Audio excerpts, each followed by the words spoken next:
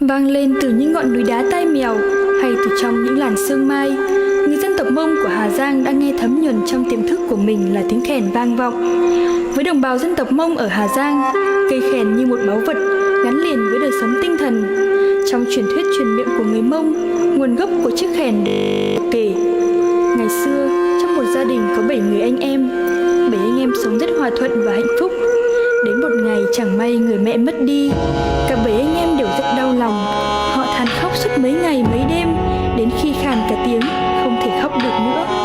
Thấy vậy, người anh cả bèn đi ra rừng trúc sau nhà, chặt lấy một thanh trúc, rồi làm thành một cây sáo. Tiếng sáo nghe vang vọng như tiếng khóc than. Người anh bèn làm thêm 6 cây còn lại cho 6 anh em. Một thời gian sau, người bố cũng mất đi. Từ đó, mỗi khi có đám tang ở trong làng, 7 anh em đều đến để thổi, tiễn đưa người đã mất trở về với thế giới bên kia, khi những người thân của gia đình đó không còn khóc được nữa.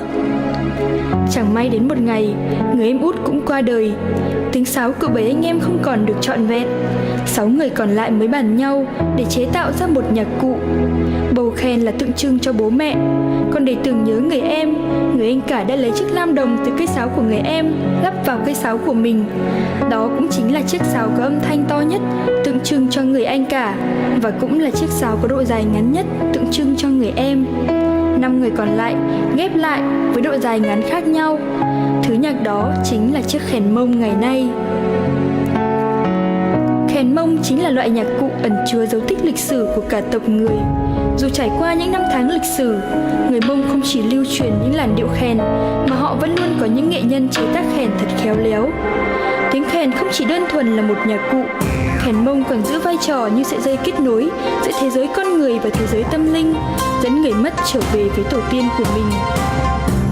Cùng với sự phát triển của văn hóa, lễ hội khèn Mông đã được tổ chức hàng năm để góp phần bảo tồn và giữ gìn nét đẹp văn hóa đặc sắc ấy. Ngoài ra, các bạn trẻ người dân tộc Mông cũng đã đưa tiếng khèn đến gần hơn với công chúng. Ta có thể thấy thật tự hào khi thấy hình ảnh, âm thanh của cây khèn xuất hiện trong các bài nhạc dân gian mang hơi hướng hiện đại, hay trong các chương trình nghệ thuật lớn nhỏ trong nước và quốc tế. Tiếng khèn dường như đã gói gọn tâm tư, tình cảm, tình yêu với văn hóa dân tộc. Đó là những giá trị mà thế hệ trẻ ta cần bảo tồn và phát huy một cách trọn vẹn nhất.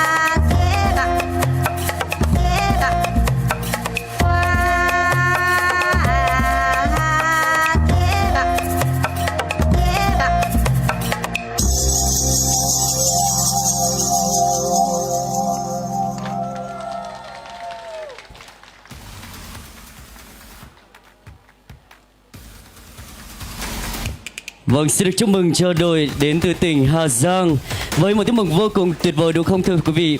Và quý vị ơi, chúng ta có thể cho đội Hà Giang một tràng pháo tay thật lớn hơn nữa được không thưa quý vị? Và Lian xin phép sẽ được hỏi một chút ạ, quý vị Hà Giang đang ở đâu ạ? Cánh tay của quý vị Hà Giang đang ở đâu ạ? Vâng ạ, rất là đông ạ.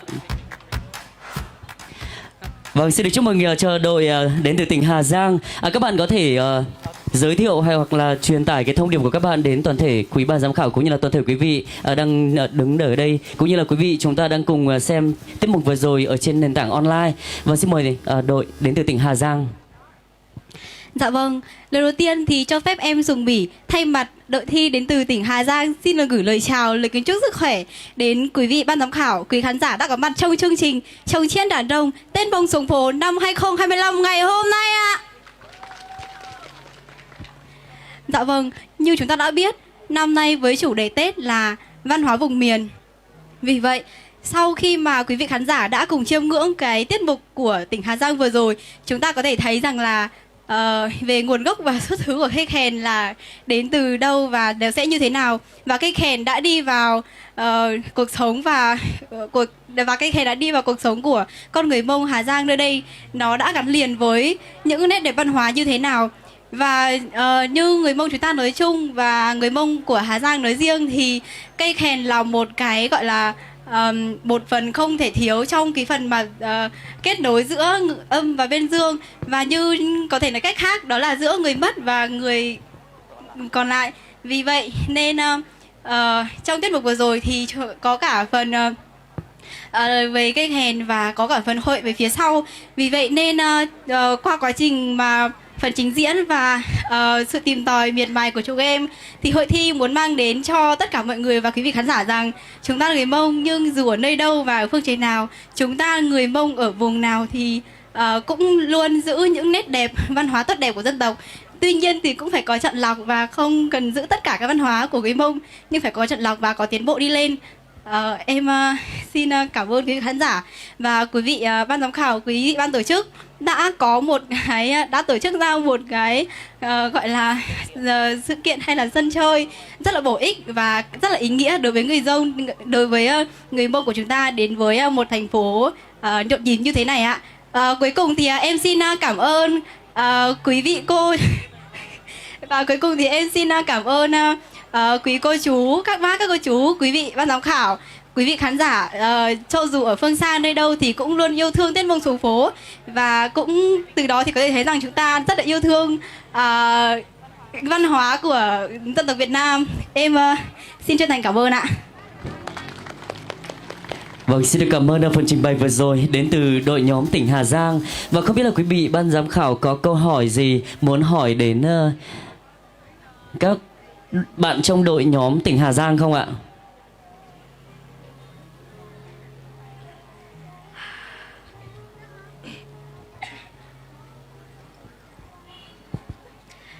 Xin chào Hà Giang.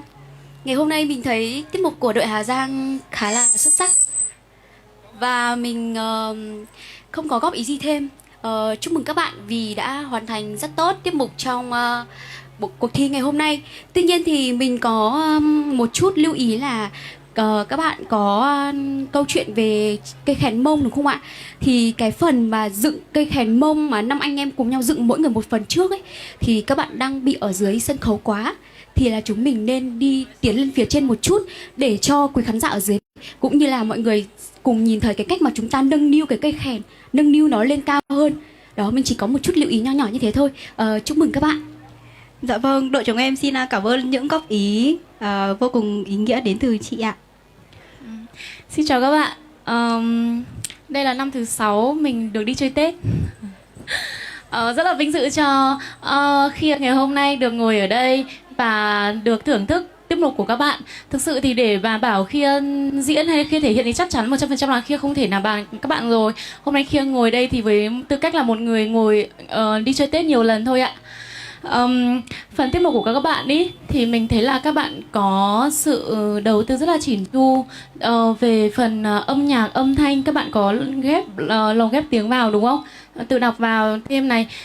Xong là âm nhạc của các bạn thì cũng rất là đa dạng, là các bạn sẽ cắt ghép nhiều bài nhạc chung thành một bài chung của các bạn, nhưng mà nó cũng sẽ không bị là cắt, tức là cái phần mà hết đoạn nhạc của các bạn ý nó sẽ không bị ngắt đoạn luôn ý. Đó thì sẽ giúp cho là mọi người, khi mà mọi người nghe thì sẽ rất là êm tai. Đấy là một phần. Phần biểu diễn của các bạn thì quá tuyệt vời, bởi vì bạn trẻ chúng mình thì đã gọi là nối tiếp các cha ông chúng ta để sử dụng khen nhiều hơn. Ví dụ như là không chỉ là trong các ngày lễ của người Mông mình mà mình còn mang lên sân khấu nữa. Khiên rất là ấn tượng với cái phần thể hiện của các bạn. Nếu mà để góp ý, đấy là những cái mà Khiên thấy nhá, các bạn rất là xinh, rất đẹp trai, rất xinh và thể hiện rất là tốt rồi. Đấy là phần mà Khiên thấy được và Khiên muốn dành lời khen cho các bạn. Ngoài ra thì còn một phần nữa là Khiên muốn góp ý. Cái này Khiên góp ý thêm thôi. Khiên muốn thấy một câu chuyện rõ ràng hơn. Rõ ràng hơn là như từ thuở ban đầu là vì ba mẹ mất đúng không? Xong rồi đến em út mất. Và sau đó thì các cây sáo thì tập trung thành lại một cây kèn. Nhưng mà sau đó thì Khiên cũng mong muốn thấy là cái phần đầu của các bạn rất là tốt rồi, nhưng phần sau Khiên mong muốn là một câu chuyện rõ hơn nữa.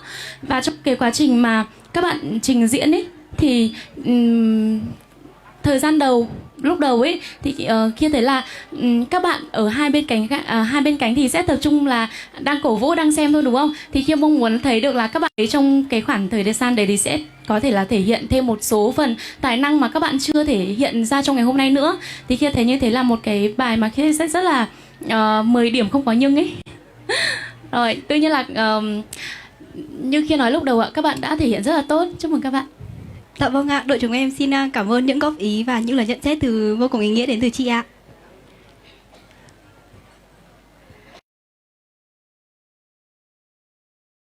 Trong phần thi của mình, trong cái phần trình diễn, trong cái phần tiết mục của các bạn thì phải nói là trang phục đồng đều, bởi vì tất cả các bạn nam cũng đều mang cái màu sắc mà gọi là áo tràm của người dân tộc Mông. Đấy là bộ đồ nam truyền thống. Và tôi thấy là các bạn ở Hà Giang là khu vực mà vẫn còn lưu giữ được cái nét đặc sắc văn hóa đó đến tận bây giờ. Thêm nữa là rất là khen các bạn về cái trang phục của các bạn nữ là rất là đẹp, rất là đồng đều. Bởi vì các bạn có nhiều bộ trang phục, tuy nhiên các bạn đã lựa chọn một bộ trang phục giống nhau để chúng ta mang đến sân khấu và trình diễn. Như thế là một điểm rất là number one. Tuy nhiên thì chị có một cái nhận xét như thế này. Có thể là các bạn chưa có nhiều kinh nghiệm sân khấu, chính vì thế nên là chị thấy là vẫn còn có biểu cảm của các bạn nó chưa được đạt lắm ở một số bạn. Bởi vì các bạn có thể là không nhớ bài hay là như thế nào chẳng hạn, thì các bạn vẫn còn nhìn đối phương, nhìn các bạn bên cạnh mình xem là như thế nào. Tất nhiên là mình quên thì mình cũng phải nhìn thôi. Tuy nhiên thì sẽ mong là các bạn trong những lần tiếp theo thì nỗ lực nhiều hơn. Xin chúc mừng các bạn.